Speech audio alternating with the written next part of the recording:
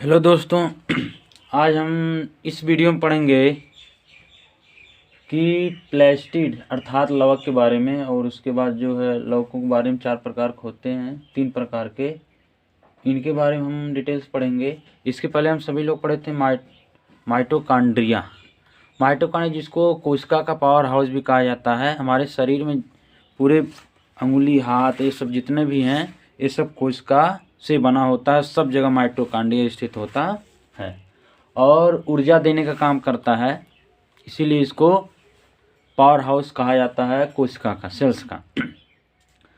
और जो गाल्जी का है इसके बारे में नीचे था गाल्जी का, इसके पहले गाल्जी का बता दिया गया था, जो कैमिलो गाल्जी ने जो खोज किया था। और बात किया जाए, जब मान लीजिए जैसे आप दौड़ रहे हैं या कोई चीज़ खेल रहे हैं या बोल रहे हैं, जैसे हम बोल रहे हैं, बता रहे हैं, तो हमारे जीवा को, या अगर हम दौड़ रहे हैं तो हमारे पैर को सबसे अधिक ऊर्जा की ज़रूरत होती है।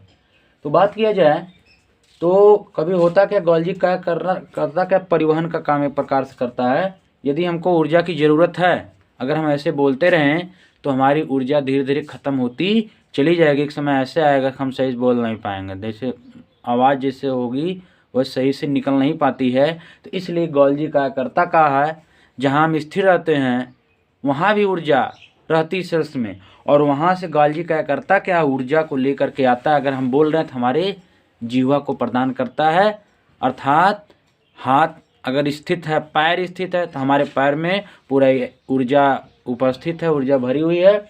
और गाल्जी क्या करता का, जहाँ सबसे अधिक ऊर्जा खर्च हो रही है, और गाल्जी क्या करता क्या, वहाँ से लेकर के आता ऊर्जा को। अगर मुंह से बोल रहे हैं तो हमारी जीवा को, हमारे मुंह को प्रदान करता है। यदि हम हाथ से बैडमिंटन खेल रहे हैं तो हमारे बैडमिंटन अर्थात जो हाथ से खेल रहे हैं उस हाथ को ऊर्जा की ज़रूरत होती है। यदि जो भी भाग हमारा, चाहे हाथ एक है या दोनों पैर अगर स्थित हैं, जहाँ भी ऊर्जा स्टोर ऐसे पड़ी है उसका खर्च नहीं हो रहा, तो वहाँ से गाल्जी क्या लेके आएगा, ऊर्जा उस अंगों को दे देता है। इस प्रकार से परिवहन का काम गाल्जी क्या करता है। और बात किया जाए माइटोकॉन्ड्रिया में, एक बात किया जाए 38 एटीपी, 38 एटीपी अर्थात एक ग्लूकोज बनता है, एक ग्लूकोज 38 एटीपी मिला करके एक ग्लूकोज बनता है। इस प्रकार से हमारे बॉडी को एनर्जी मिलती रहती है। और बात किया जब आते हैं प्लास्टिड अर्थात प्लास्टिड जिसको लवक कहा जाता है। अब बात किया, ये जो होते हैं पादप कोशिका में पाए जाते हैं। किस में पाए जाते हैं, हरित लवक, या लवक किस में पाए जाते हैं, पादप कोशिकाओं में पाए जाते हैं। और बात किया जाए, ये कई प्रकार के होते हैं, भाग इनके होते हैं, 1 2 3 भाग होते हैं। पहला है क्लोरोप्लास्ट। क्या है, क्लोरोप्लास्ट, CHLOROPLAST, क्लोरोप्लास्ट। इसकी हिंदी क्या होती है, हरित लवक। इसकी हिंदी क्या होती है, हरित लवक, क्लोरोप्लास्ट। और एक ऐसा होता है, हरे रंग का होता है क्लोरोप्लास्ट किस रंग का होता है, हरे रंग का होता है। और बात की जाए क्लोरोफिल नामक हरे वर्णक अर्थात पिगमेंट इसमें पाए जाते हैं। क्लोरोप्लास्ट में क्या पाए जाते हैं, क्लोरोफिल, पेड़ पौधे की जो पत्तियां हरी कलर के दिखाई देती हैं वह क्लोरोफिल नामक पदार्थ उसमें पाया जाए, जिसके कारण पेड़ पौधे की पत्तियां हरी दिखाई देती हैं। तो क्लोरोप्लास्ट में क्या पाया जाता है, क्लोरोफिल नामक हरे वर्णक माने पिगमेंट पाया जाता है। और बात किया जाए, यह जो होता है पत्तियों, कोमल तनों, अपरिपक्व फलों के बाह्य त्वचा माने बाहरी क्षेत्र में यह क्लोरोप्लास्ट पाया जाता है। अब आता है क्रोमोप्लास्ट, CHROMOPLAST, क्रोमोप्लास्ट जिसको कहा जाता है वर्णकी लवक, वर्णकी लवक। यह भी रंगीन होता है। और बात की, यह जो होता है पुष्पों, पंखुड़ियों, पंखुड़ियों माने फूल का जो पत्ती होती, पंखुड़ी इसको कहते हैं, परिपक्व फलों की बाह्य त्वचा में यह पाया जाता है। क्रोमोप्लास्ट कहाँ पाया, पुष्पों और पंखुड़ियों, परिपक्व फलों के बाह्य त्वचा में स्थित होता है, यह रंगीन होता है। अब आते तीसरा इसमें है ल्यूकोप्लास्ट, LEUCOPLAST, ल्यूकोप्लास्ट माने होता आवड़ी लवक, आवड़ी लवक माने जिसका कोई रंग नहीं होता, अर्थात यह रंगहीन होता है, इसका कोई रंग नहीं होता है। बात किया करता क्या है, इन्हें संचयी लवक भी कहते हैं, संचयी लवक इसलिए कहा जाता है क्योंकि ये खाद्य पदार्थ को क्या करता है, एकत्रित करता है और उनको क्या करता है, चेंज कर देता है, रूप में बदलने काम करता है। और यह स्टार्च, तेल, प्रोटीन का संग्रह भी करता है। ल्यूकोप्लास्ट क्या करता है, स्टार्च, तेल, प्रोटीन और इन सब का संग्रह भी करता है। यहाँ 2 नोट लिखे, इंपॉर्टेंट चीज है, इसको ध्यान सुनिएगा, देखिएगा भी। तीनों लवक जितना बताया गया है, क्लोरोप्लास्ट, क्रोमोप्लास्ट, ल्यूकोप्लास्ट, तीनों जो बताएं, यह सब एक दूसरे में बदलते रहते हैं। बात की जैसे आप देखे होंगे, हरा टमाटर, हरा मिर्चा, इसका रूप बदल करके क्या हो जाता है, लाल कलर हो जाता है। रीजन क्या होता है, क्योंकि हरित लवक, हरित माने हरा रहता है, इसलिए हरित लवक किस में बदल जाता है, वर्णकी लवक में बदल जाता है। वर्णकी लवक माने क्रोमोप्लास्ट। इसका मतलब यह है, क्लोरोप्लास्ट जब क्रोमोप्लास्ट में बदल जाता है तो हरा से वह लाल में रंग बदल जाता है। अर्थात यह टमाटर हरा और मिर्चा भी हरा, पहले क्या था, यह हरित लवक था, अब इसका रूप बदल जाता है, क्रोमोप्लास्ट में बदल जाता है, जिसको वर्णकी लवक में कहा जाता है। अब आता है आलू की बात की। आलू जो मिट्टी के ऊपर दिखाई देता है वह क्या होता है, आवड़ी होता, आवड़ी लवक। आवड़ी माने जिसका कोई रंग नहीं होता है, लेकिन यह होता क्या है, ऊपर होने का आवड़ी होता है, लेकिन यह बदल जाता किसमें, हरित लवक में बदल जाता है। इसका मतलब यह है, ल्यूकोप्लास्ट किसमें चेंज हो गया, क्लोरोप्लास्ट में चेंज हो जाता है, जिसके कारण आलू का रंग हरा दिखाई देता है, जो मिट्टी के ऊपर दिखाई देता है। बात किया जाए जिस प्रकार हमारे माइटोकॉन्ड्रियम, जो हमारे कोशिका का पावर हाउस कहा जाता है, जिस प्रकार हमारे माइटोकॉन्ड्रिया में जो है डीएनए और राइबोसोम पाए जाते हैं, उसी प्रकार से लवक में भी डीएनए और राइबोसोम पाए जाते हैं, इतना याद रहे। तो अब इसके बाद चलते हैं नेक्स्ट, इसके बाद क्या पढ़ा, चलिए नेक्स्ट चला जाए। इसके बाद दोस्तों अगला पॉइंट है रसधानियाँ या रितिकाएँ कहा जाता है। वह क्यूब या रसधानियाँ या रितिकाएँ इसी को कहा जाता है। इसमें होता क्या, जल होता है, इसमें क्या होता है, पानी होता है।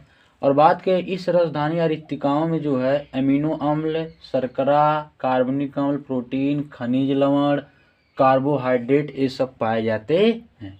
बात की यह जो होती है एक झिल्ली से घिरी होती है, जिसे क्या कहते हैं, टोनोप्लास्ट कहा जाता है। एक झिल्ली से घिरी जिसको टोनोप्लास्ट भी कहा जाता है। और बात किया जाए यह जो रसधानियाँ और रिक्तिकाएँ होती हैं, पादप कोशिका में बड़ी आकार में पाई जाती हैं, जबकि जंतु कोशिका में क्या होती है, छोटी आकार में पाई जाती हैं। हमारे शरीर में जो बताया जाता है 65 से 70% जो पानी रहता है, लगभग 65% पानी जो होती है हमारे इसी कोशिकाओं में रहती है। पानी जो लगभग 65% जो पानी हमारे कोशिकाओं में रहता है, और बाकी जो हम पीते हैं वो तो हमारे पेट में रहता है। तो और बात के पेड़ पौधों में जो होता है, यह जो इसकी आकार होता है वो बहुत बड़ा होता है, क्योंकि वृक्ष जो बहुत विशाल काय होता है, इसलिए उसको पानी की जरूरत बहुत ज़्यादा होती है। तो पादप कोशिका में जो रिक्तिकाएँ होती हैं बहुत बड़ा आकार में पाई जाती हैं, जबकि जंतु कोशिका में छोटे आकार में पाई जाती हैं।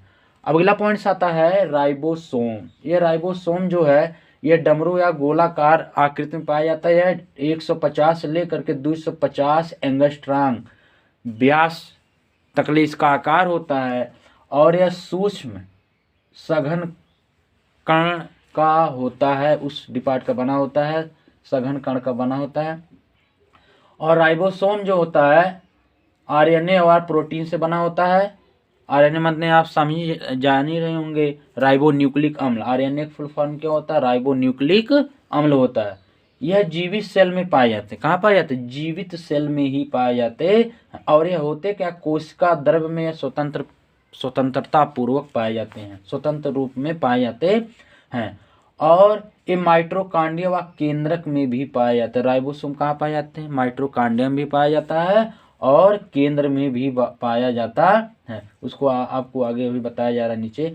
अब आते हैं आगे, और ये जो है इंडोप्लाज्मिक रेटिकुलम अर्थात अंतः प्रदवी अंतः प्रदवी या अंतर्द्रवी जालिका से यह जुड़ी होती है। कौन जुड़ी होती है? राइबोसोम जो होता है यह अंतः प्रदवी या अंतः द्रवी जालिका से क्या होता है? जुड़ा होता है।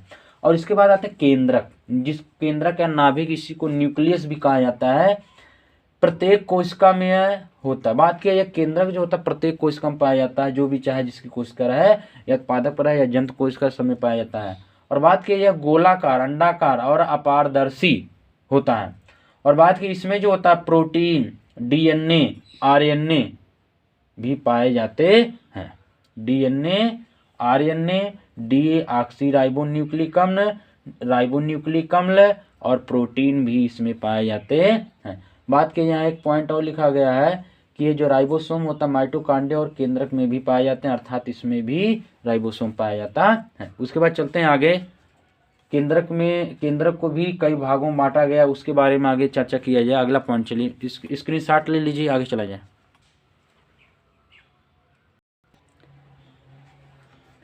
अगला पॉइंट दोस्तों देखिए, केंद्रक या नाभिक जिसको न्यूक्लियस कहा जाता है, इसको भी 4 कैटेगरी में बांटा गया। पहला क्या है? केंद्रक कला। पहला क्या है? केंद्रक कला, न्यूक्लियर मेम्ब्रेन जिसको कहा जाता है।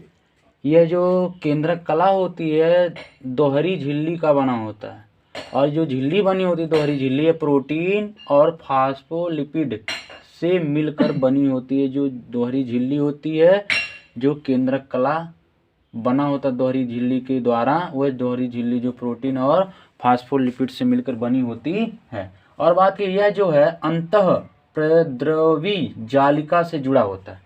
ये जो केंद्रक कला होता है अंतः प्रद्रवी जालिका से क्या होता है? जुड़ा होता है। और बात की कोशिका द्रव्य के बीच पदार्थों के आवागमन को क्या करता है? नियंत्रित करने का काम करता है केंद्रक कला। केंद्रक कला का काम क्या होता है? कोशिका द्रव्य के बीच पदार्थों के आवागमन को क्या करता है? नियंत्रित करता है, कंट्रोल करने काम करता है। उसके बाद दूसरा इसमें है केंद्रक द्रव्य, न्यूक्लियक शेप। इसमें जो होता है पारदर्शी तरल पदार्थ भरा होता है, उसी भरे पारदर्शी तरल पदार्थ को ही केंद्रक द्रव्य कहते हैं। इसमें जो होता है इस केंद्रक द्रव्य में जो है एंजाइम, खनिज लवण, आरएनए, राइबोसोम भी पाए जाते हैं। उसके बाद आता है केंद्रिक जो है न्यूक्लियस, आरएन प्रोटीन से बना होता है, आरएनए और प्रोटीन से मिलकर बना होता है। और उसके बाद चौथा आता है क्रोमैटिन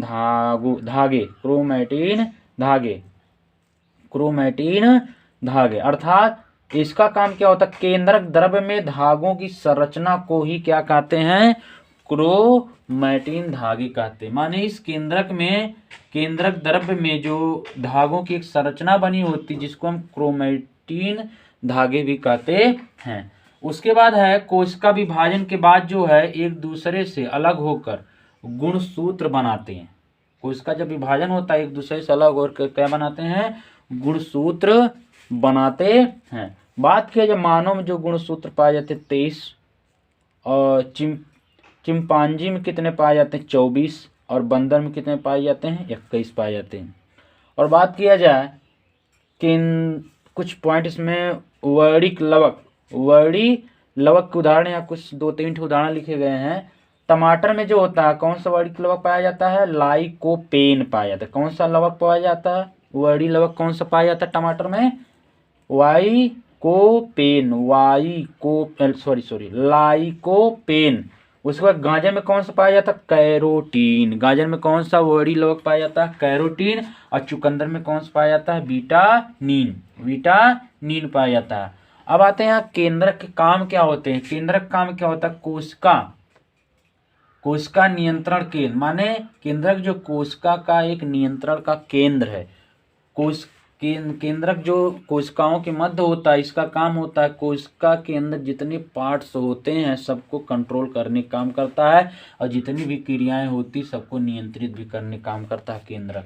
और कोशिका विभाजन को भी नियंत्रित करता है, कोशिका विभाजन को भी नियंत्रित करता है, कंट्रोल रखता है, और आनुवांशिक लक्षणों का एक पीढ़ी से दूसरे पीढ़ी को क्या करता है, स्थानांतरण केंद्रक में उपस्थित जो क्रोमोसोम होता है इसी के द्वारा होता है, एक पीढ़ी से दूसरी पीढ़ी में जाने का काम करता है। तो इस प्रकार से जो है आप देखोगे यह जो बता रहे हैं क्रोमेटिन धागे, जैसे इस प्रकार जो केंद्रक होता है, केंद्रक जो इस प्रकार का होता है ऐसे, इसके अंदर कुछ ऐसे धागे नुमा संरचना बना होती है, ऐसे ऐसे ऐसे ऐसे, तो इन्हीं संरचनाओं को ही क्या कहा जाता है, क्रोमेटिन धागे कहते हैं। तो इसी के साथ यह कोशिका, अब उसके बाद एक दो पॉइंट और बचे हैं, उसके बाद नेक्स्ट वीडियो में आपको बताया जाएगा। तो थैंक यू। अगर वीडियो आपको अच्छा लगे लाइक सब्सक्राइब जरूर करिएगा। धन्यवाद।